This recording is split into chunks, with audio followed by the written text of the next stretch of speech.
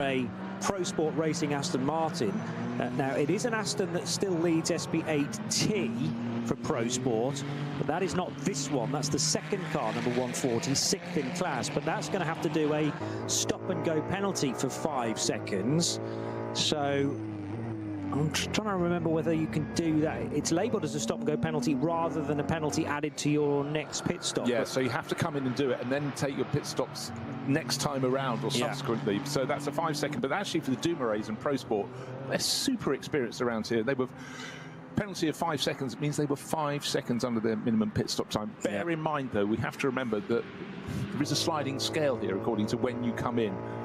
And that is something that sometimes catches really good entries here, but the experience teams, it's a little bit surprising someone dropped the ball there. But bear in mind, it's not the driver's fault. They go when they're signalled to move away from their pit stop. So it'll have to come down pit lane, stop at the penalty box, which is just underneath the podium before you get to the main garages.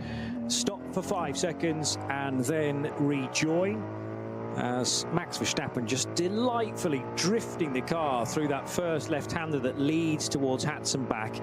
And the problem with doing that is that the Armco barrier just juts back in a little bit there where the tourist laps begin and past the old Grand Prix pit lane.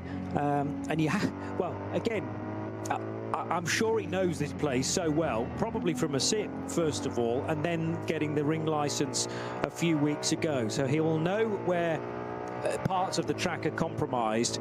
But that was almost as if he's been racing here for 20-odd years, just drifting it to within a cigarette paper of the Armco, didn't hit it, and then continued on to Hatzenbach, unflustered by it all, as he goes to the high side now at Flugplatz of one of the Porsche Caymans in the midfield. Yeah, but he was very clever. He waited his time, had to be absolutely sure. No one's very close to him. He's got a real margin over the two Hout Racing Team Mustangs. He can afford to be a little bit cautious from time to time. Just wants to be sure the driver of the car in front of him that will be lapping, you know, effectively, what are we talking, about 30 seconds a lap slower than him, has seen him. There's no point going off. He's driven so hard for, well, getting on for an hour and a half, just over an hour and a half now.